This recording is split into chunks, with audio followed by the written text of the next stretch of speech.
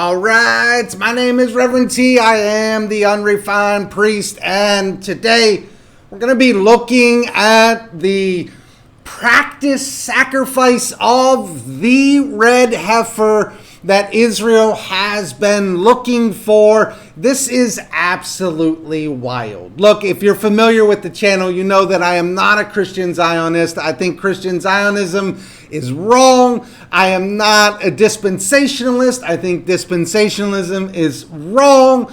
But a lot of what is taking place on the world stage, particularly in the Middle East, has to do with the ideas of Christian Zionism and dispensationalism. So we do have to tackle them and address them. And this is one of the things that I think that we're missing quite a bit from our news media, is that this war that you are seeing taking place between Israel and Iran has real religious significance attached to it. This is not Ukraine and Russia. This is a very different war. In fact, it's a very different war than we've seen even take place in other places of the Middle East, where the wars had a lot to do with oil or money or even power. This has to do with religion, and that needs to be known, because that's really going to give you some insight. And if you really want to know where a lot of this tension and war is coming from, look, it's coming from a red cow. That's as simple and basic as I can get. It's the red heifer, the sacred red heifer that Israel has been chasing for forever, and which Iran and the rest of the Muslim nations do not want them to get. And you might say to yourself, why? What is the significance of a red heifer? Well, it goes back to prophecy in, I believe it's the book of Numbers, but it has to do with rebuilding the third temple. And that is something that Israel has wanted to do for forever, and something that the Muslim nations around them do not want them to do. Now, where Christians come into this is that we believe, some believe, I do not believe, but some Christians believe, if they're a dispensationalist or a Christian Zionism, they believe that also tied to these actions in Israel is a rapture followed by the second coming of Christ. And so a lot of what is taking place is about the end times. And if you're approaching this conflict between Israel and Iran purely as a secular individual, then you've missed it. And you really don't know what's going on. And so what I want to do is I want to bring you into this video. This is a podcast. I think their name is Faith and Friction. And these four individuals, they are, I believe, they are dispensationalists. I believe they are Christian Zionists. But they're going to break down the religious symbolism behind it and how that affects the politics that are going on. So the first girl down there, Tracy, she's going to give you a timeline, which I think is really interesting.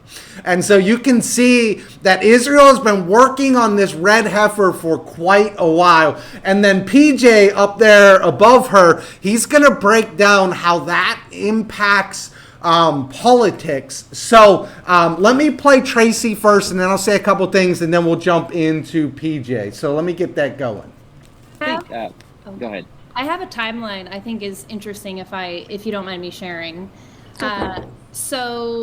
And the reason, if you follow us, you know, PJ, Chichi, and myself were in Rockwall, Texas on December 20th, 2021, when the rabbis came from Jerusalem to a Red Heifer ranch. And so that was in 2021, in December 20th. We recorded it. We were there. I can't remember, was it 7 at that moment were deemed qualified? I know it ended up being 5, but in that moment. And even before that, PJ and Annalie have crazy stories of how that moment on December 20th even happened. And then for Faith and Friction, season 1, episode 1, we talked about the red heifer in biblical prophecy. That was in July 31st, 2023. And so if you're looking for our episodes, it's season 1, episode 1, season 2, episode 1, and episode 5, if you just need help getting there. And then fast forward to October 7th, 2023 is when Hamas invades Israel. Not until March 2024, it hit mainstream media. That was when CBS News actually reported it. So until that moment, we seemed crazy. Because even just with friends, we're sharing like, yo, we were at a ranch with rabbis from Jerusalem looking for the red heifer. We have pictures and videos in our phone, and it wasn't until CBS News reported it that a lot of Christians started saying, wow, what is this? And so that was March 2024. Now July 2025 is when this rehearsal is happening. So we've been kind of talking about this since 2021, and it's been wild to just go along the journey, but that's just like an overall timeline of kind of our walk with this. Yeah, pretty cool. I'd like to. All right, that is wild to me. Like, it is fascinating to me that you could be. Part of the thing that you got to understand is that there's only certain places where you can produce these red heifers. Texas is maybe the only place where the red heifers are produced. I don't know how that works, but and so what they need is a perfect red heifer. It can't have any gray hairs, can't have any black hairs. It's got to be completely red heifer. It's got to be an unblemished red heifer. And so that's what they're looking for. But it's wild to me that you could be at the place where the Israelites are sending rabbis to find the red heifer. It reminds me of like the Magi looking for the Christ that was born. Like, that's how crazy that is. Like, that's wild to me. But even though I don't put any stock in this, I still think that it's crazy story. And so she's giving you the timeline that this has been going on all the way back before COVID, 2020. Israel's been looking for these perfect red heifers, and they found 5 that might qualify, but they're not sharing if they have one that qualifies or not. And again, you might be watching this thinking to yourself, this is crazy. We're bombing people, we're killing people to protect a red cow or to be able to sacrifice a red heifer. And Iran is also attacking Israel so that they can't sacrifice a red heifer. Like, this is just absolutely wild to me. But PJ is going to bring you into more of the political component of this. So let me get that going.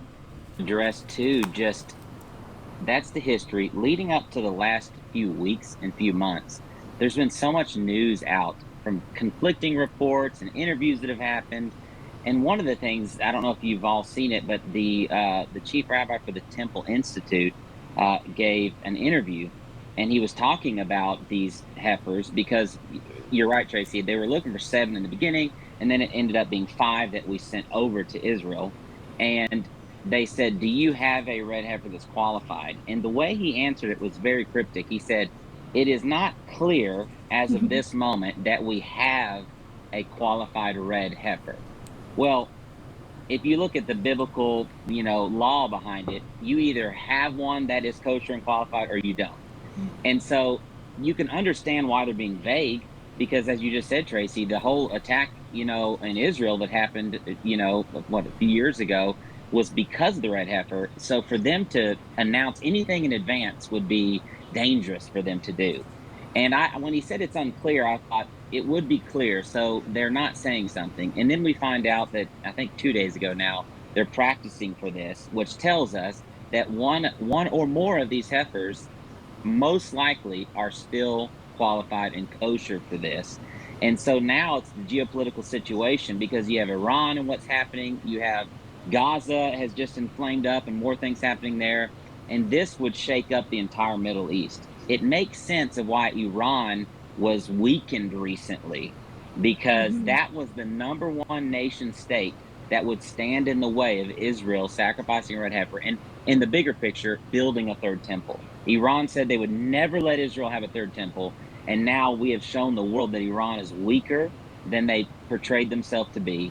Once they're out of the way, there's not much standing in the way. Saudi Arabia, their Abraham Accords, they have all signed peace accords with Israel. So Iran, I think, is the final hesitation or what's blocking this third temple and the red heifer. So we could be right on the cusp of it. Definitely. Yeah. That's All right.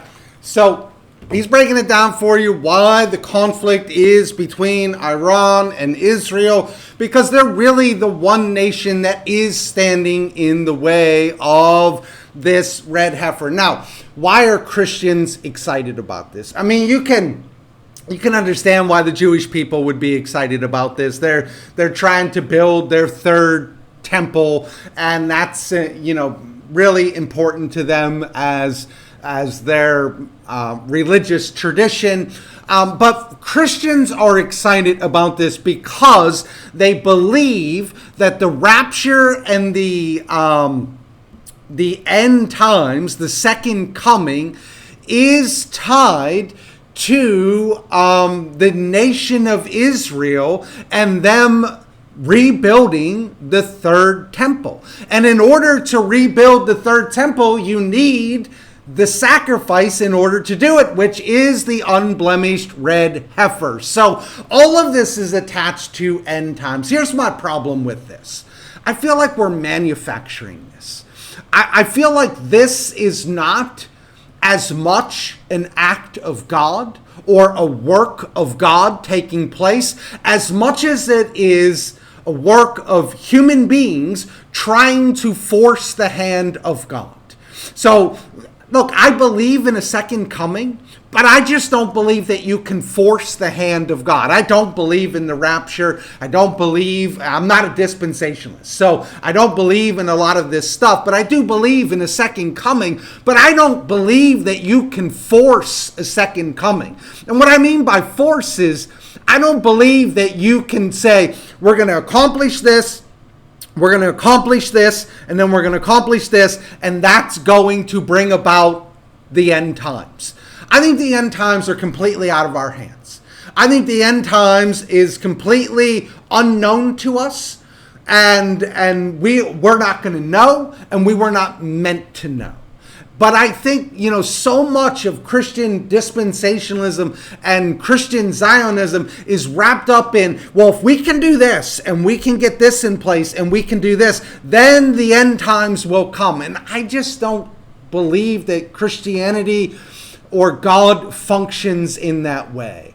And I understand why we want it to. We want the power, we want the control.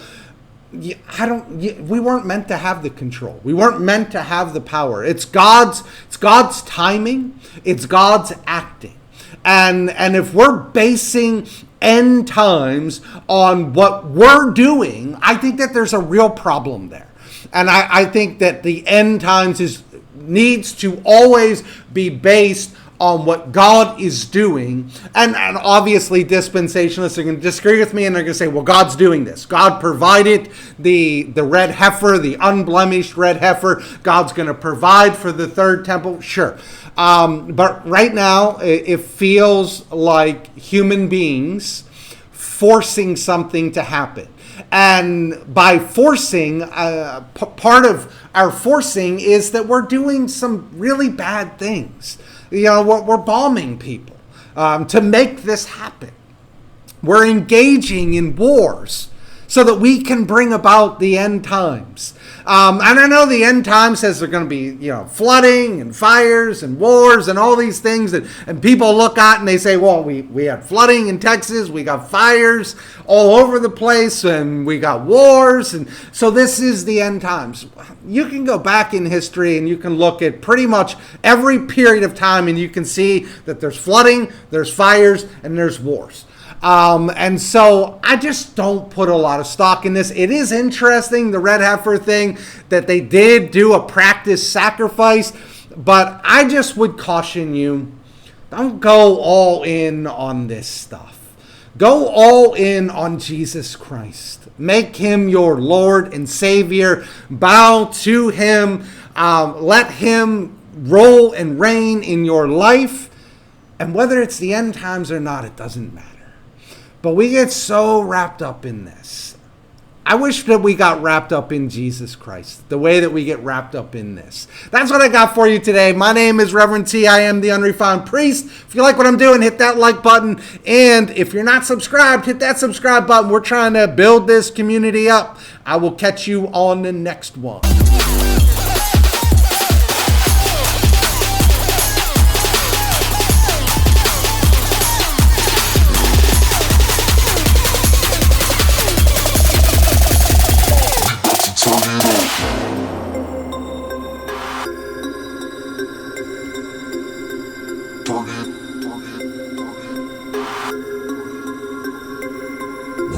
Turn it on.